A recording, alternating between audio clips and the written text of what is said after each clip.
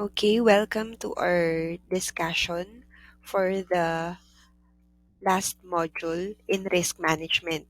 This is entitled Developing a Risk Management Plan. Sabi ni Richard S. Fuld Jr., the key to risk management is never putting yourself in a position where you cannot live to fight another day. So this module elucidates the different elements or components of a risk management plan. Also, this will allow the students to identify the steps or ways on creating and preparing a risk management plan. Likewise, this will also introduce students to the best practices for maintaining a risk management plan. And these are the different learning outcomes or objectives. First is to list the elements or components of a risk management plan and what are their functions. Analyze how can one person develop an effective and successful risk management plan and recall the best practices for maintaining a risk management plan. Let's discuss the elements or components of a risk management plan. The risk management plan describes how you will define and manage risk on the project. This document does not actually describe the risks and the responses. This document defines the process and techniques you will use to define the risk and the responses. For every web design and development project, construction project, or project design, there will be risks. That's truly just the nature of project management. But that's also why it's always best to get ahead of them as much as possible by developing a risk management plan. There are typically a handful of elements that make up a risk management plan, and they are outlined here in the PowerPoint and module. Roles and responsibilities. This section describes the leading and supporting roles in the risk management process. The project manager typically has overall responsibility for risk management, unless the team is large enough that this role can be delegated to another team member, perhaps a specialist. Third-party risk management teams may also be able to perform more independent and biased risk analysis of project than those from the sponsoring project team. Next is budgeting. Discuss your budget for risk management for the project. Since you may not know enough to request budget for risk management, you can also describe the process that you will use to determine a risk management estimate. Next is the timing. Define This defines when the initial risk assessment will be performed, as well as how often the risk management process will be conducted throughout the project life cycle. Results should be developed early enough to affect decisions. Scoring and interpretation. You should define risk scoring and interpretation methods appropriate for the type of the qualitative and quantitative risk analysis being performed. Methods of scoring must be determined in advance to ensure consistency. Next is thresholds. The threshold level is how you determine which risks are important enough to act upon. The project manager, client, and sponsor may have a different risk threshold. The acceptable threshold forms the target against which the project team will analyze risks. Next is the communication. It describes how the information on risk will be documented and communicated. This includes the risk themselves, the risk responses, and the risk status. And last is tracking and auditing. Document how all facets of risk activities will be recorded for the benefit of the current project, future needs, and lessons learned. Also describe if, how, and how risk processes will be audited. Next is the steps or ways on creating and preparing a risk management plan. So to create a plan that's tailored for your business, start with these steps. Identify risks. So what are your risks and how likely are they to occur?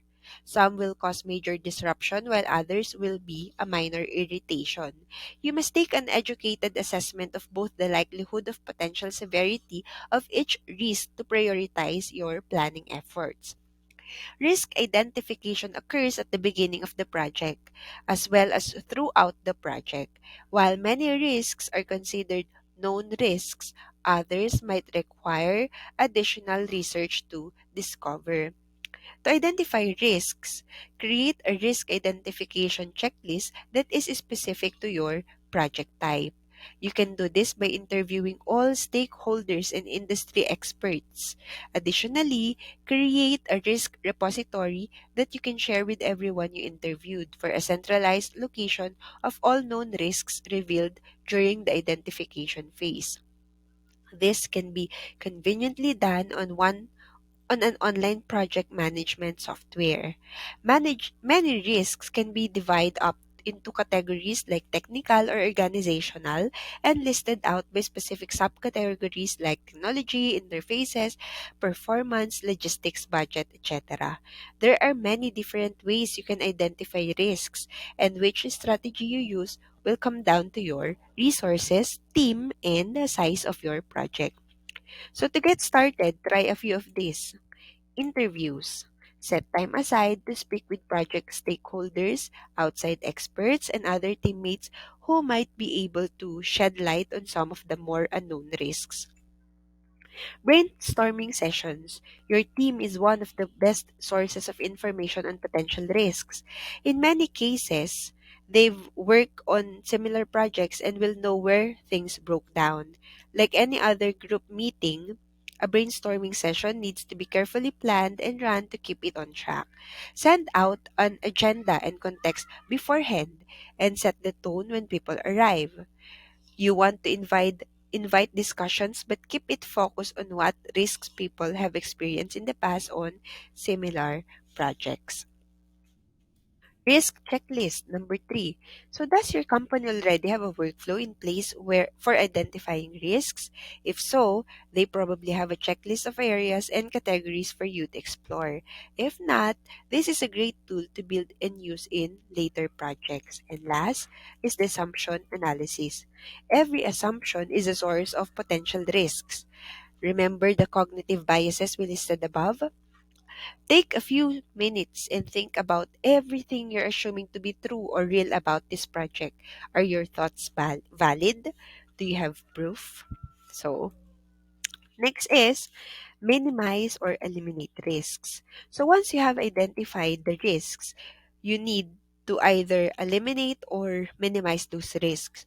You should provide specific strategies for minimizing risk for each of the six subgroups. As you prioritize your risk, you'll naturally ask three questions. What will happen if this situation takes place? How likely is it that this will happen? And how bad will the resulting impact be on the project? These factors, consequence, probability, and impact, give context and importance to each of your risks. Instead of just being a simple statement, you're able to understand exactly how bad they are, and how much you should be planning ahead for them.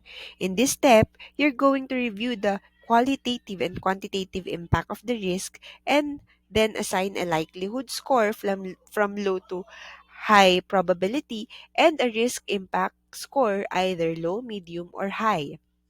If you have a lot of risks, you might use a more complex system to score the likelihood and impact of them. For example, you might use percentages or a modified version of the RICE method. Once you've scored your risks, many people like to use what's called a risk assessment matrix to plot them out visually.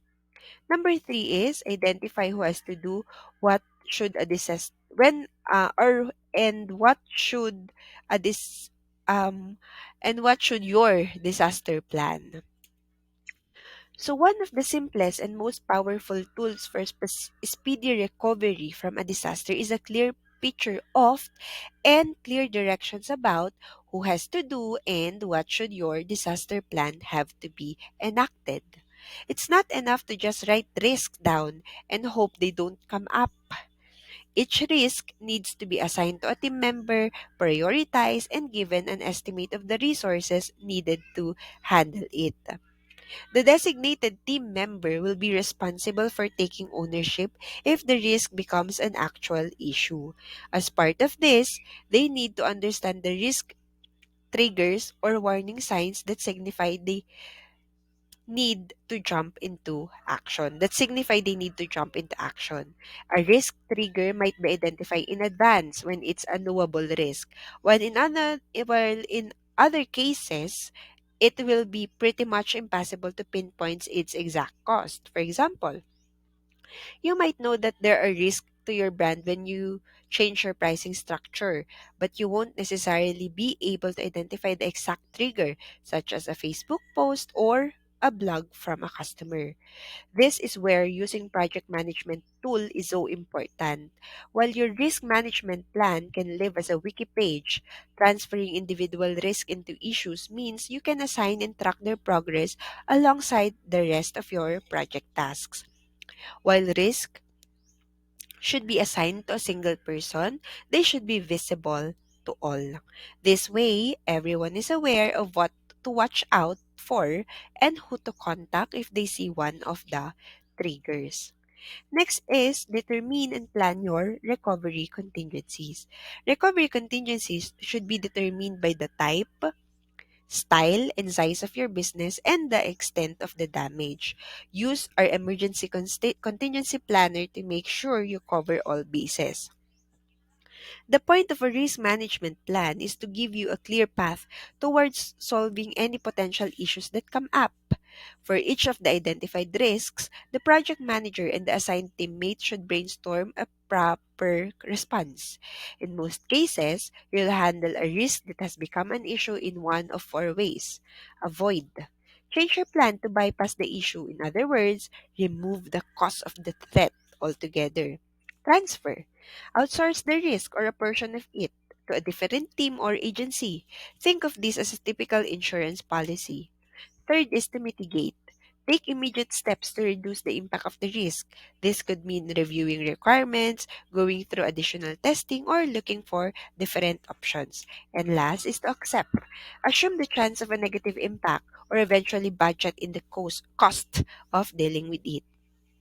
When writing out your risk response plan, your depth of details should match the significance of the risk.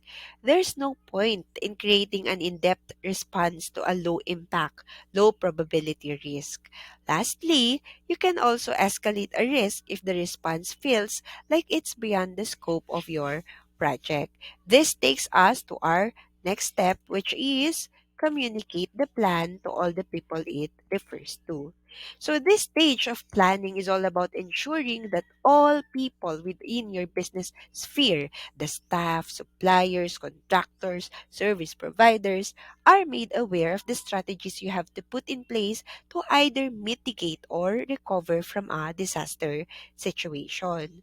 Make decisions about whether the physical communication will be done by phone, email, text, or other means.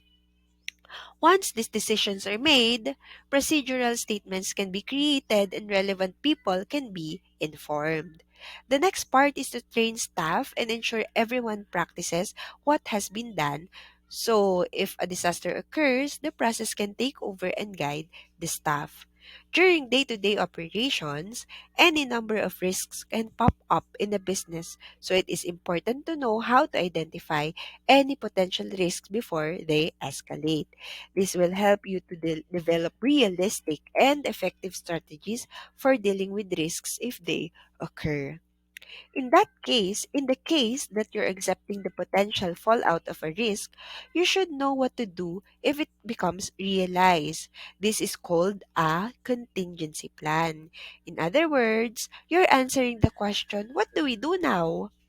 So contingency plans should be saved for risks that are high priority and high impact, but without an obvious solution for what to do if they happen. In this case, you'll want to have a workflow map out that follow a few steps. Find and document resources that can be used in an emergency. This could mean moving team members off a different task, diverting budget, or increasing the scope. Know who will need to be notified in this case of the issue. You can use your communication plan to help find these people. Create a plan of action for dealing with these issues. Are there alternatives you can propose or flexibility you can add to your current project plan? Do you know who to bring in and where to ask for help? A checklist can help keep you focused when you're in crisis mode. And last, keep an eye on the risk triggers for these issues, especially the deadlines. Of course, the balance of contingency planning is that these are usually issues with a small probability of actually happening. It's easy to get sucked into imagining every terrible situation that might creep up. However, if the potential downfall of one of these risks could threaten your project, it's worth thinking it through early on. While every project comes with some level of risks, these are ones where the potential negative outcomes are just too much to gamble on. This is what's known as your risk threshold, the amount of risk your company or stakeholders are willing to take on. As you create your risk management plan, it is important to stay in contact with your key stakeholders and sound out how they're feeling. Is there too much risk to justify the project as scoped? Can you make changes to your project plan before you start to reduce the risks? While this might feel annoying, it's better to make changes early on rather than hit serious issues once you've already committed time and energy. And last is to prepare a risk management plan. A risk management plan can help minimize the impact of cash flows issues, damage to brand, and other risks. It will also help create a culture of sensible risk awareness and management in your business. Our crisis planning for business template below includes a risk management plan. Lastly, risk management is a circle, not a linear path. Because you're dealing with unknowns, your management plan needs to be a living document. Whoever owns the risk needs to be responsible for tracking it, updating it in your project management tool, and making sure other people are aware of what's going on. As your project progresses, there is a good chance new risks will come up or current ones will evolve and change. Maybe what seemed like a low probability risk early on is suddenly much more likely to occur. By using a tool like Planio to keep track of your risks, you can quickly update them and keep everyone up to speed with what's going on. Project risk management can't be done in a silo. To have the best chance of hitting project success, it needs to be an integrated part of your project management process. And last to be discussed is the best practices for maintaining a risk management plan. Risk management plans only fail in a few ways, incrementally because of insufficient budget, via modeling errors, or by ignoring your risks outright. Your risk management plan is one that is constantly evolving throughout the course of the project from beginning to end. So the best practices are to focus on the monitoring phase of the risk management plan. Continue to evaluate and reevaluate your risks and their scores and address risk at every project milestone. Project dashboards and other tracking features can be a lifesaver when it comes to maintaining your risk management plan. So watch the video that was included in the reference in the module to see just how important project dashboards, live data, and project reports can be when it comes to keeping your projects on track and on budget. In addition to your routine tracking at each milestone, conduct another round of interviews with the same checklist you use at the beginning of the project and re-interview stakeholders, project managers, customers if applicable, and industry experts. Record their answers, adjust your matrix if necessary, and report all relevant updates of your risk management plan to key stakeholders. This process and level of transparency will help you to identify any new risks to be assessed and will let you know if any previous risks have expired. So this is the end of the discussions for the risk management. And reminder again to answer the activities and assessments in the last part of your modules and upload them in the Teams. So for any questions, you may send a message in our Teams and group chats. Thank you.